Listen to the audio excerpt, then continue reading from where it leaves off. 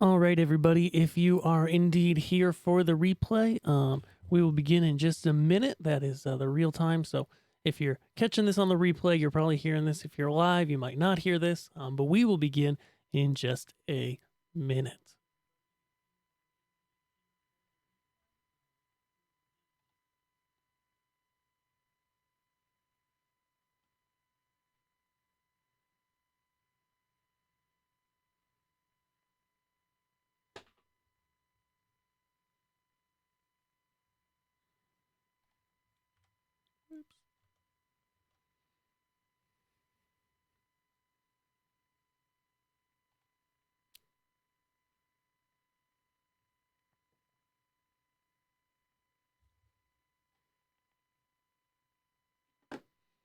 All right, it's go time. Let us do this. So, today's webinar, guys, is a Ask Me Anything, where literally I'm inviting you guys to be here and ask me anything.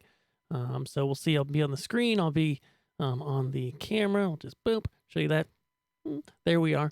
So, guys, let me know real quick. Can you see me? Can you hear me? And I'm just out of curiosity, is my voice, does it look like it's in sync with my lips as I speak? Give me a quick, let me know in the chat as I talk here so that we make sure we're all good to go to get started.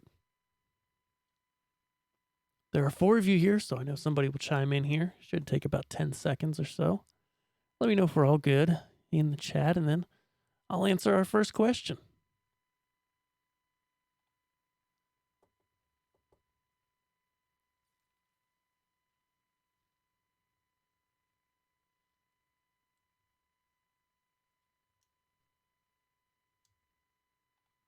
Hey, BK Ray is there. All right, cool. Very cool. Awesome.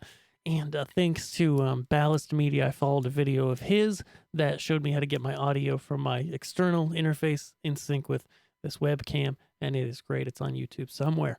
Cool. Awesome. Glenn, Destroyer, Nord. Okay, cool. So, guys, everybody who's here, I'm just going to take questions, and I'm going to go through in order as they've been left. And so if you've got questions literally about anything, any console I cover, consoles I don't cover, other lighting questions, ideas, thoughts, whatever. That's what we're here for. We're going to go for about half an hour and then we're going to cut it off. And that is our plan for today. So, first question, Wesley had put this one in earlier actually, and then it disappeared. I think things disappear after a couple hours on this chat. I'm still learning how YouTube works. But if I look at my clipboard, Wesley said, and I believe I know Wesley in real life, IRL, but I don't see his last name. So he wrote in and said, let's find it. Oh, what are some best practices, just starting with Onyx, what are some best practices you would recommend when setting up presets? All right, Wesley. So when it comes to setting up presets, there's a couple important things to do, and then the rest is pretty simple. The very first thing is that you want to go ahead and make sure in each preset you store every light in every preset that can do that given attribute. So if you're storing presets for intensity, include every light in that, because every light's going to have intensity. Your hazer might not, but everything else will, right? If you're storing something that has position, store every moving light you have into that preset. For color, store every light that can change color into that preset. And what this is going to do with you is, what this is going to do for you, rather, is make it so it's a no-brainer. I've seen people, this is one of the biggest mistakes I've seen, is that people will go ahead in Onyx or in another console and they'll do presets for each different type of light. But the design of the matter is that you go ahead and select your lights, then put them in a preset. And so you might as well store every light into every preset, and that makes it a no-brainer. Even if I do this sometimes I go, oh, I've got these particular lights, say for a position preset, I might say to myself, it doesn't really make sense for these specific lights to be in this preset, but you know what? I do something for them there that looks okay. I store it, and then I have it if I would need it. And so that's my biggest tip there. Also with Onyx presets, this is a big tip as well, is delay and fade like wipes across your stage. look it up in the manual, or I've got videos inside of Learn Stage Lighting Labs. But the fades and wipes you can actually store in presets, and then you can do different wipes and different fades across your rig just by pressing that preset right before you go to store your cue. And so that is a really powerful but not that difficult feature to use. And I don't know any other console. Well, MA can do it, but other than Onyx and MA, I don't think any of the others can, and it's a great feature. So, Wesley also asked, best way to transition from another console to Onyx. So I think you're coming from Hogland mostly. Should you just start from scratch? Well, I mean, you'll definitely start your show file from scratch, obviously, if you're starting with Onyx, but I would not be afraid of trying to recreate what you had before. You might find as you program and try to do exactly what you had before, there's some things that Onyx may not be able to do exactly the same way as the previous console you were using. But I think it's good to follow a template to kind of say, hey, this is what I had before. Try to reprogram that, and you'll learn a lot in the process. Once you do that, you might realize that you want to reprogram some of that stuff because you've realized some of the simplicity that Onyx provides and some of the ways that it does things. You'd rather do it a different way.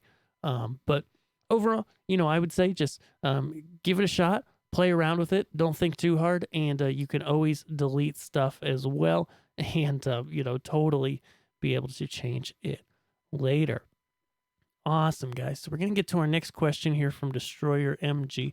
Before we do that real quick, guys, just want to mention that today's live stream is brought to us by the Patreon. So if you guys haven't heard about this, it's patreon.com/learn stage lighting. Let me put that in the chat here.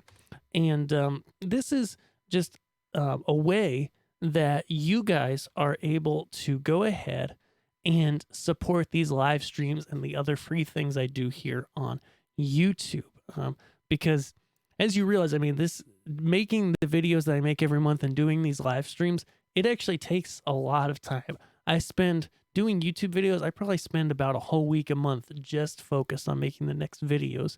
And ultimately, YouTube's pay, their ads and stuff, I'd rather honestly turn them off if, I could, because they don't pay that much, and I probably could.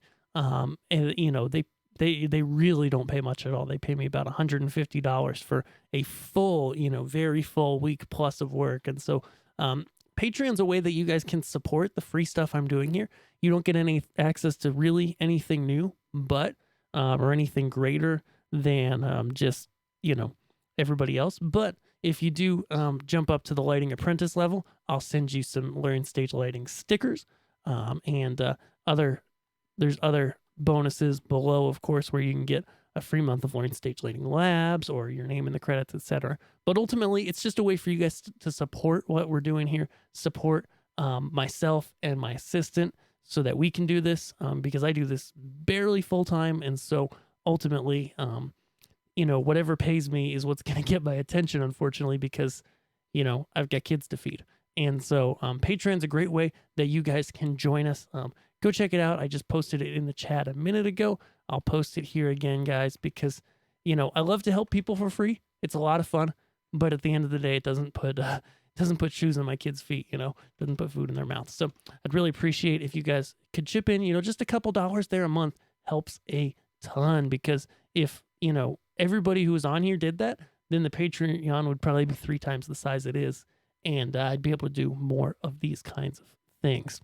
So next question, guys, back at the top here. Awesome. Destroyer MG asks, how should I start my career in lighting programming? I am 16 years old. Awesome, Destroyer MG. So you're going to start the same way that anybody else started.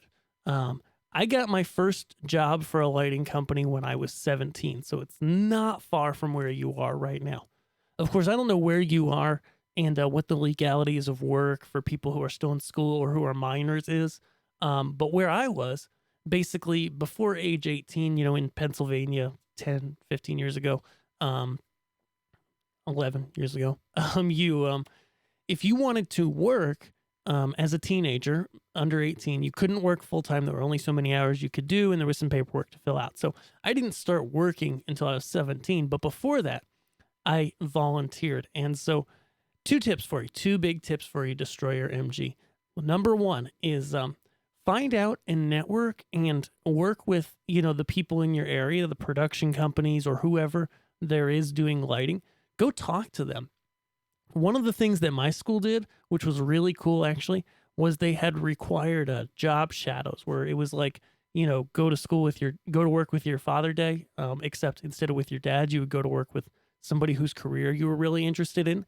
And even if your school doesn't require that, go ahead and do it. You can probably get a day off of school to do it, to pursue your career, because ultimately school should want you to do that.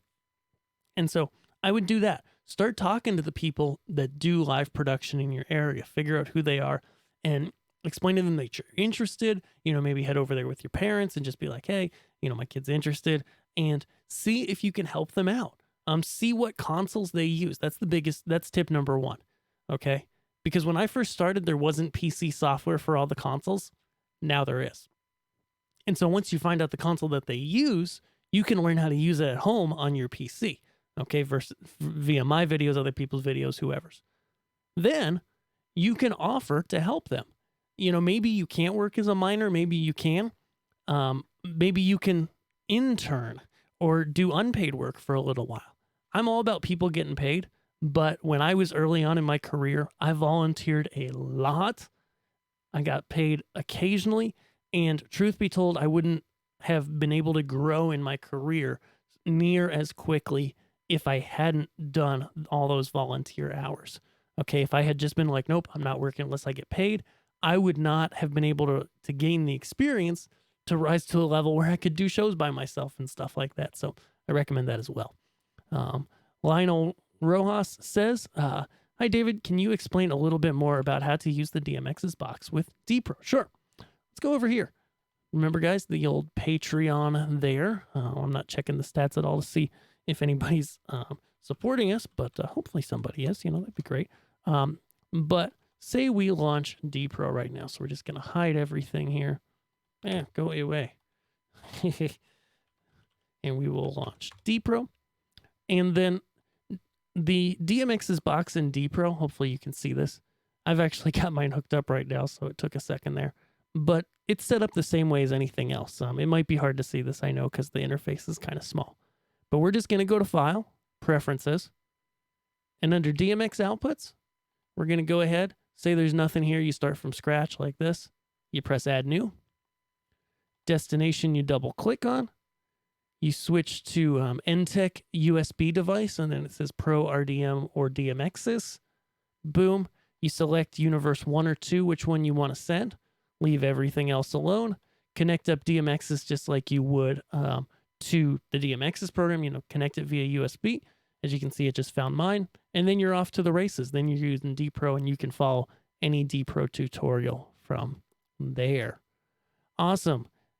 Nord7777 said, let's just get a screen back up here. He says that back over here. Too many windows, David. But he says, okay, new to the industry, how does Onyx compare to other consoles in terms of finding a job? I got to tell you the truth. Onyx is growing, and a lot more production companies are using it. But if you're purely breaking into this industry and want to be a lighting designer, it's great to learn Onyx, and I think it's something that's growing a lot, but learn Grand MA. Because that's what most of the big production companies are using. In Europe, people are using CamSys as well. But regardless, even if you learn Onyx, okay, you are going to have so many parts of that learning that's going to be applicable across the other consoles. This is something I realized when I learned the Grand MA. Because I had been a hog guy before that. I worked for a hog production company, used hogs on every show for years. And I was used to hog. When I learned Grand MA, two interesting things happened. One is I learned it much quicker than I learned hog. Two is I now knew two consoles. And three is that when I learned how to use the MA, it triggered in me kind of this new yearning, this new desire to try to replicate some of the things I could do on the MA on the Hog that I didn't think were possible. Turns out they were, and I learned how to do them. Then when I learned Onyx, that was my third major console that I learned. There were then things in Onyx that I was like, oh, I wonder if I could do this in the MA because I don't think I can. And I figured out how to do it there. And I said, hey, I wonder if I could do this in Hog. And I figured out if I could and how to do it there. And so ultimately, you got to see what the people in your area are using for consoles. There are some big, good sized production companies, like I met the guys from Legacy in Minneapolis here in the US, and they put Onyx consoles on a lot of shows, a lot of their small to mid sized shows. And so if you knew that, that would be a direct in with somebody like that. But it really comes down to what's being used in your area and what's popular with the companies you want to work with. But if you do learn Onyx, and I think you should, there will be so many transferable skills in how it programs, how it works. It's ultimately Hog and MA and Onyx all have a lot of similarities. Camsys has a good deal of similarities, but it's also kind of a little bit Avolites-like. Avolites is just out in left field compared to the rest of them. I mean, once you learn how Avolites is supposed to be programmed and how they designed it, you can make a great show on it, but it's like so backwards compared to the other ones. But it's a good console as well. Awesome. BK Ray, what are my recommendations on getting a lighting gig? How do you break into the biz? All right, well, BK Ray, I think I've answered that pretty well with some of these other things. Actually, I should look at the bottom of the chat window in my other display here. Am I on screen? Who knows? You can watch me looking away here as I try to look at this. You know what? I'm not going to keep up with the I'm not going to try to keep up with the new chat. I'm just going to answer the questions. So I'm at about 1:04 p.m. right now. Whoop, where are you, David? Okay. And so BK Ray asks, what are your recommendations on getting a gig? How do you break into the biz? Well, listen above to what I said to Destroyer MG as well as Nord777. I think I answered that pretty decently. I mean, really, it comes down to looking at what the production companies in your area are using, learning that console, and then offering to help them either cheaply or for free. Like here, when I moved to Nashville, which was in the middle of the bad economy in 2010, I had been working up in central Pennsylvania. Nothing wrong against that market, but I always felt like I was taking somebody's job because it was a smaller market and it felt weird. And so I decided to move down to Nashville and I had to start from the bottom again. So I worked at this production company for $10 an hour in the warehouse for like a year before they started using me on shows. And so it was tight, then it was, but I still work with those guys to this day. They still bring me out to do a lot of shows and I can pretty much work with them whenever I want because there's a trust factor there. And you put in the time and you show someone that you know what you know, and they'll use you forever. So that's my one little piece of more advice. Major Eyes Water says, hi, we are currently doing the wiring for a TV series, 85 buffers or DMX splitters, and 500 meters of LED tape up to now. Okay, I don't think that's a question. Luca Rado says, I am using ADJ My DMX 2.1 and I want to use macros, but it doesn't allow me to. Unfortunately, Luca, My DMX is one of those that I really don't recommend. It frustrates me. It can be buggy to no end. It's the same software as some other pieces of software that's being sold by major manufacturers. It's made by a third party, and I just don't recommend it. I don't know what your problem is, unfortunately, because I don't know the software that deeply. But reach out to their tech support, and if they can't help you, unfortunately, it just might not be possible. Awesome. BK Ray, how does Onyx compare to Grand MA? So I kind of answered this earlier. They have a lot of similarities in how they program. They really do. MA is definitely designed with like a massive, like Olympic-sized arena show in mind. And so with that design, there are some things that you can do in MA that are much more difficult to do in Onyx. But in Onyx, there are many things I found that are much quicker to do than on the MA because it's not designed around doing the biggest shows in the world. It can do great shows, it could do big shows, but it's not really designed, specifically with those in mind.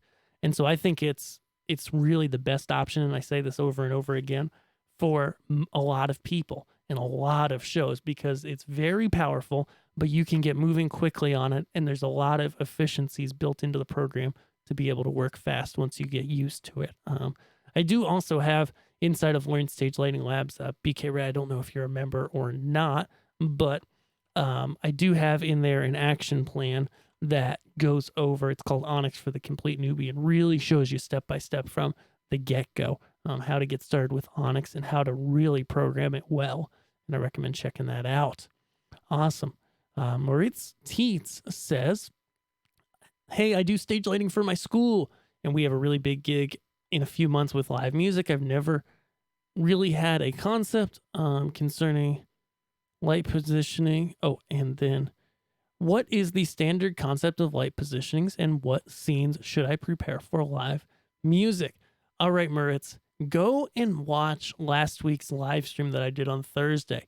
Just go to my channel and then go to like videos, and it's called something about punting. How do I set up a console for live playback?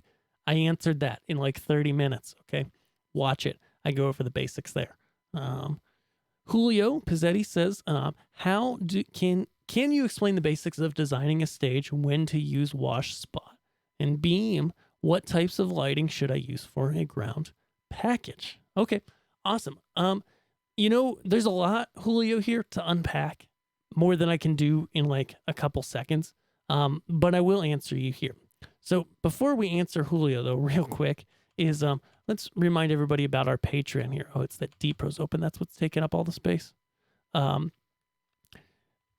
For those of you guys who are enjoying this here, who are loving having questions answered and enjoying the time that we're having here, then I would go ahead and check out our Patreon right here. It is at patreon.com/learnstagelighting. And you can check it out here. I'll actually go ahead and copy this into the chat for y'all so y'all have it.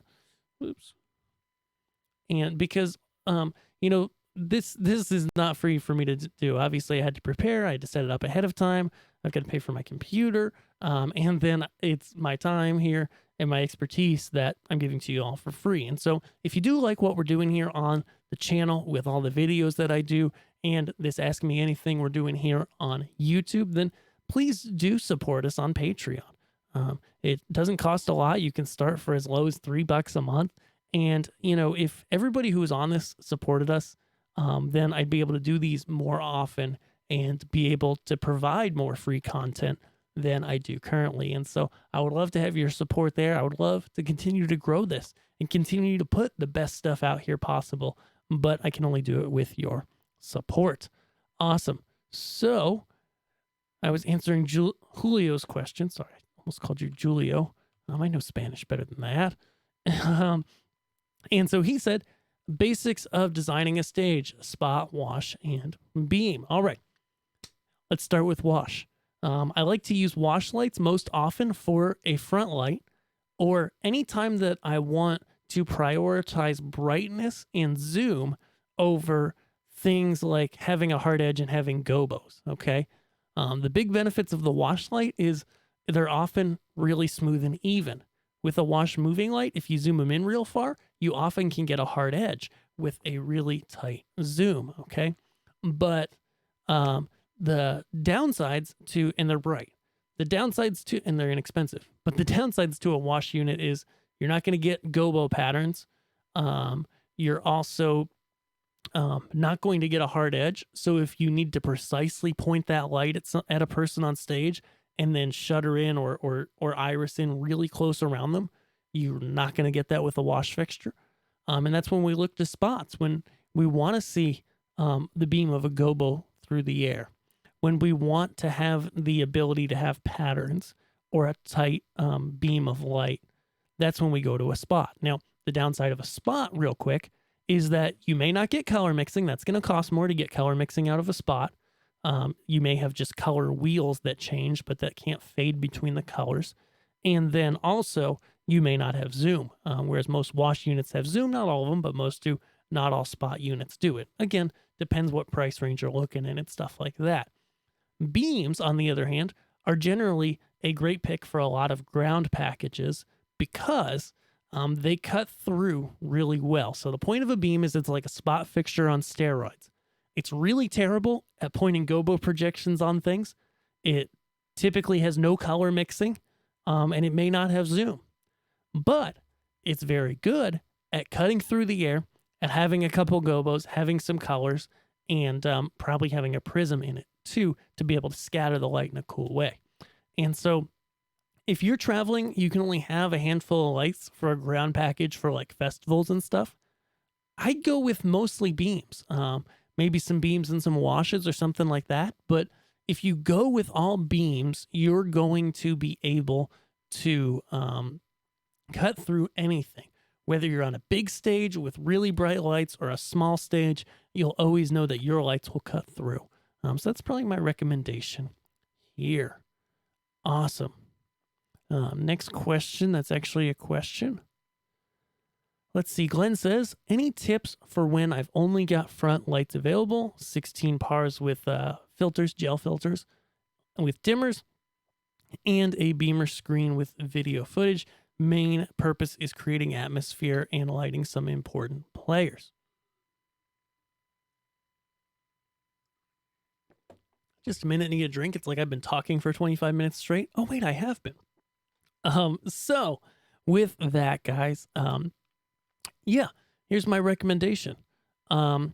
If this is going to depend in general design, just like the last question, especially for music, where you lay out your lights depends a lot on if you can have atmosphere in the air, like haze or not.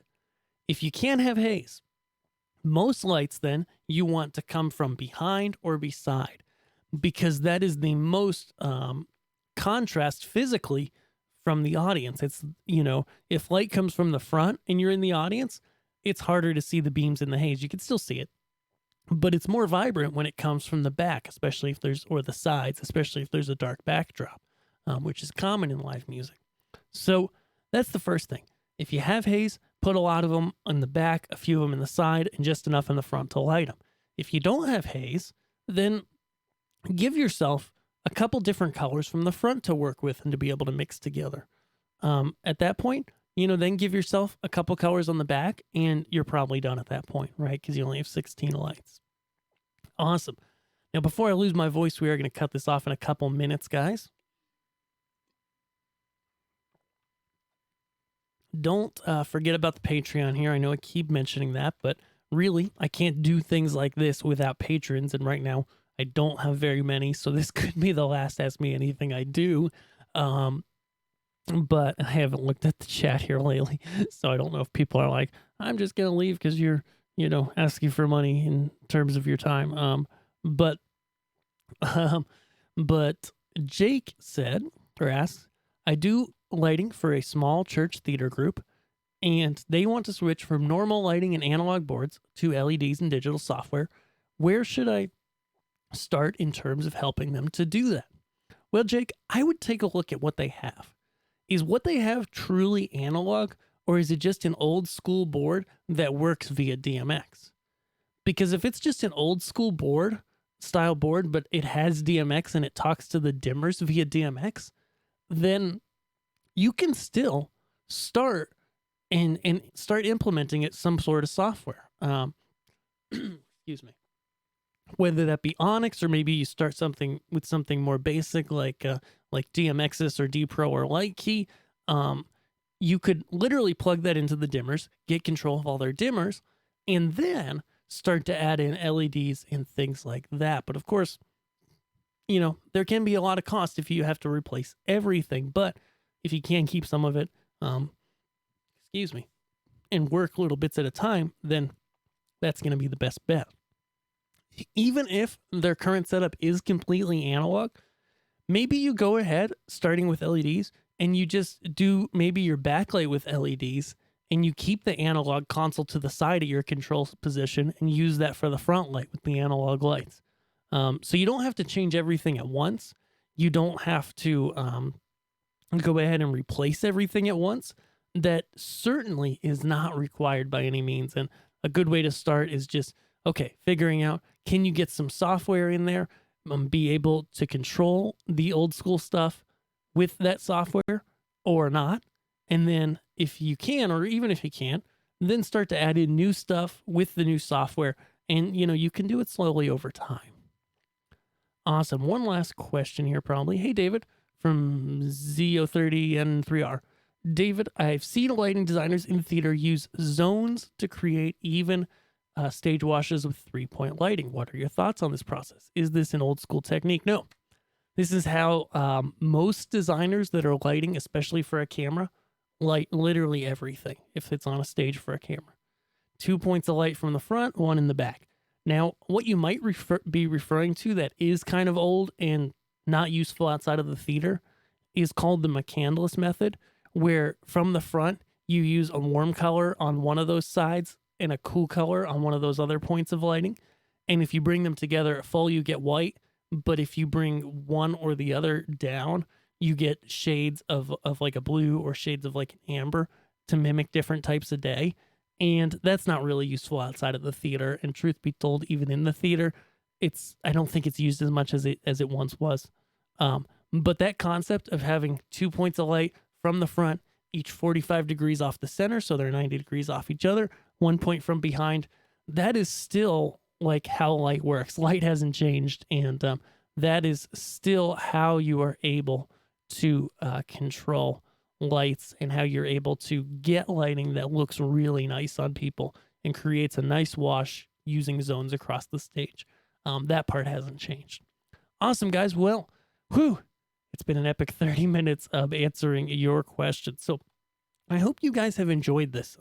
If you enjoyed this, you're watching it now, you're watching it later, really do consider supporting us on Patreon. It's in the chat, patreon.com/learnstagelighting. Truth be told, if nobody joins Patreon after this, I might not do one again, honestly. I like helping people. I like doing it for free. But at the end of the day, as I've mentioned before, I got to feed my kids, man, and keep a roof over everybody's head. So that is the deal there. Just a few bucks a month, and you can help me to make the videos I do on Learn Stage Lighting on YouTube, help me write the articles, and help me do fun live streams like this. So I really hope you consider it. Awesome, guys. Thank you so much for hanging out today. I know I didn't quite get to every question here, but I got to a lot of them. And of course, if you want more questions answered as well, guys, you're looking for more depth, more help, check out Learn Stage Lighting Labs. I'll paste a link in a chat as well as below here. And that's just a place, if you're not familiar with it, where you can get access to a whole library of videos that I've created to help you learn lighting and the specific consoles that I teach. And you can really go deep in there. Plus, you can ask for help in our forums and get personalized help there. So thank you guys for all hanging out today. I hope you have a great day, and I will see you around the web. Thanks.